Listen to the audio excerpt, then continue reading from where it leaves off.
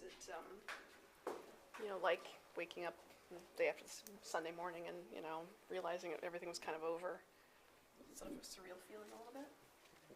It's just an awkward feeling for this group. I think for me individually, it was weird waking up and having nothing to do. It's not a situation you want to be in, but that's try to take positive out of anything. It gives us a lot of time to get better. Do you have to have any sort of, I've heard everybody's fairly healthy. Do you have any issues you have to deal with in terms of? Just general stuff, the normal stuff that I have every year, shoulders and hips and just the aches and getting through it. So nothing serious.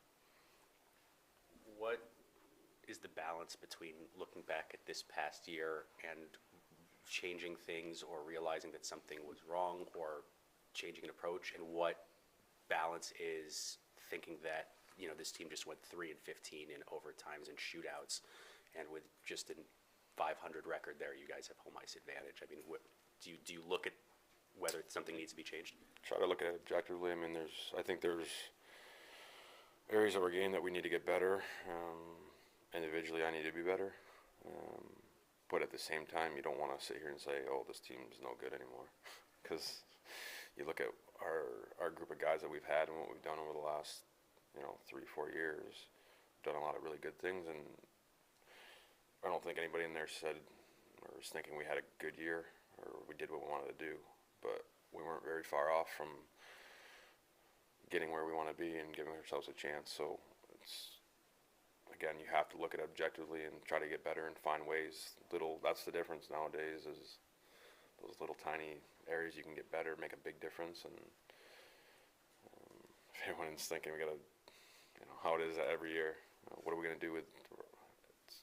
You got to stay the course. We have a good group. That's been, I think, the biggest advantage we've had, or the biggest. Our group together is a good group, and you don't want to mess with it too much. You guys thought about, you said it was getting better, and the little things. What are those things, and how do you fix them? Well, I think one thing, when you lose, it's a reality check, right? And we've been very successful the last three years. So again, you try to take a positive. This might be a wake-up call for us to. We've had those stretches in the middle of the year where we weren't very good. And you could talk about our overtime record or whatever you want to talk about, but those were games that end up costing us down the stretch. You don't lose your season against Calgary, and it was all the games before that. Or there's a lot of things. Just taking the time now to figure those out and being aware of them going forward. Dustin, you thought about the fact that next year there could be some names that have been here for a couple of years that may not be back, and yeah, it definitely goes through your mind as part of being a part of that group. As much as you want everyone to stay. It's easy to see people come in, but it's hard to see people go, and it's kind of the nature of the business, unfortunately, with how things work. But again, it's not an easy thing to think about, especially when we didn't finish this year the way we wanted to. And saying that it's also about trying to refocus on what we need to do to be playing. A guy like Jared, where is his influence felt most? Is it on the bench? Is it in the room, on the ice? Where does it? I would say probably in the room. He's a very vocal guy. He brings a lot of energy. He has the really good attitude. That's probably the biggest thing for us, is we have a lot of guys that are really positive in the room, and that goes a long way. When things get hard, to try to stay upbeat. It's as we've found out, it's when things go south, it's your attitude that makes the difference in pulling yourself out of it. And we've been able to find ways to do it. And this year we fell a little short, but it wasn't from a lack of our attitude or any of that sort of thing. And he's huge in that part. The Montreal Canadiens, back when Scotty Bowman was their coach, said that the players, there was a joke, I forget, I think it was Steve Shutt said it, but they hated their coach every day of the year except for the day they got their Stanley Cup rings. Could that be applied here at all in any sort of modern day sense with Darryl? Yeah, I think he's demanding, and I think he's pretty honest for the most part. And players and coaches are going to disagree from time to time. It's kind of nature. I guess if you're always agreeing or you're always just saying okay, then you're probably not winning. Right. And that's, I think the thing with Darryl is he pushes us, but he also allows us to push back. And I think ultimately that's what creates a winning environment. We didn't really have that prior to Darryl. Quite honestly, it was, like I said, he's demanding, but it's also in return we become more demanding of each other. And again, there's disagreements that happen. It's the nature of being competitive, but it's done us good so far. So is the Tampa situation a bit of a pushback that you're talking about in a sense? I think it's been a little blown out of proportion, but sometimes at the end of the day, it's about the 20 guys in the room. And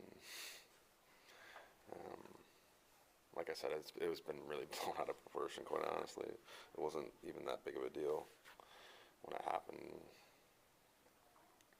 It was just us being a group of guys going through it together, and sometimes that's what you need.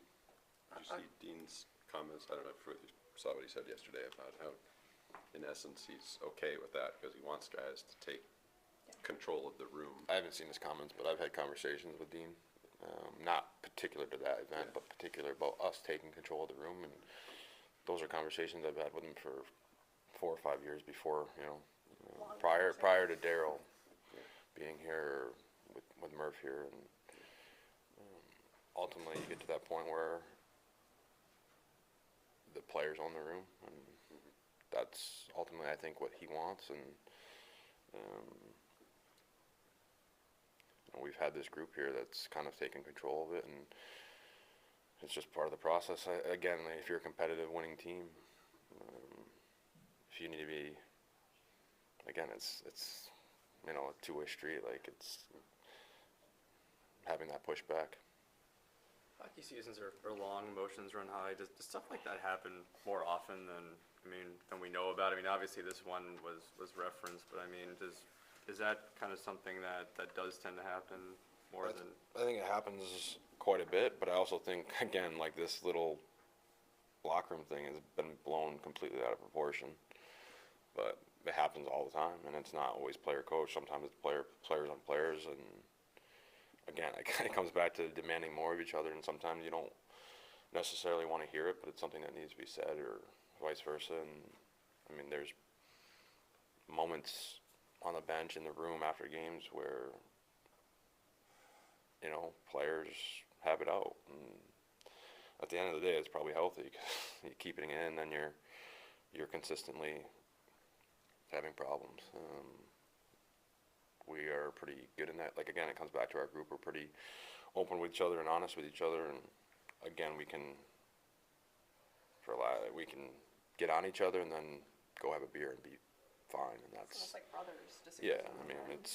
it happens a lot, but again, that's stuff that happens behind the closed doors, and it happens for a reason. It's not because one guy doesn't like another. It's because we're all trying to win. Listen, there was a sense that this team was going to be able to turn it on like they had in years past, and then come the second half of the season. Is it that light switch ever not go on? Is that what happened, or is it just that? Is it a matter that games are just tougher to win in March and April? To put it on one thing is kind of, I think, unfair to everyone, but there's a lot of things that go into what happened here. Again, those middle part of the season games that we didn't play very well in December and January. Again, everyone talks about our shootout. We take a third. We're home ice. Look at our third period leads. I don't know what the stat is. I mentioned this a few days ago. Is our third period leads. We've blown more in this year than we had in probably the previous 4. points add up. It's an 82 game schedule, so you gotta kind of keep pace throughout. And I think a lot of people forget we missed the playoffs by a few points, but we also, just to miss the playoffs by a few points, we had to win 8 in a row after we played in December and January. So I think that's our second or third longest win streak in team history. So 8 games in a row. If we don't win 8 games in a row, we were done with 2 weeks left to go in the season. So it's a fine line. It's a tough question to ask, or to probably anticipate right now, but the last thing you probably want to do is play more hockey. But if the USA group called you and said, hey, Prague, would you hang up, or would you actually think about going? For me, I think I probably wouldn't go, and it wasn't. And I've played in that tournament quite a bit, and it's actually a fun tournament to play in, especially if you go to a city like Prague. It's a nice city, but for me, it's with the amount of hockey and that we played as a group, and for me personally, playing in the Olympics, and again, it's one of those things you don't want to be done in April, but this is the first time in 4 years that I've had an opportunity to use the summertime to make strides as opposed to getting back to square one. Right.